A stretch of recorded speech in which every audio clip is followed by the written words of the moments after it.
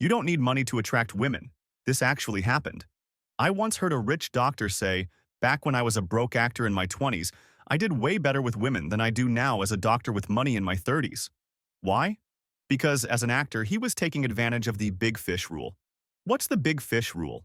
When it comes to attracting women, it's way better to be a big fish in a small pond than a medium fish in a big pond where there are way bigger fish. In the small one, you're the alpha. In the big one, you're nobody. Okay, but how did you use that rule when you were an actor? And how can I use it? When I was a broke actor in my 20s, I had girls to spare.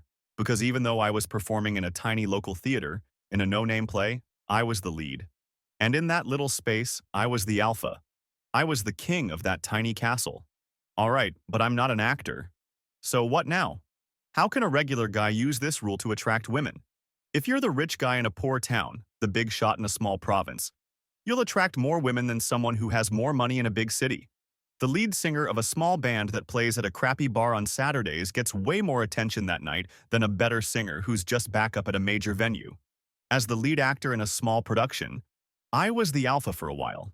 Being at the top of any dominance hierarchy, no matter how ridiculous, is incredibly effective when it comes to attracting women. To get women, you don't need money or a Greek god body. You just need to find a pond where you are the biggest fish.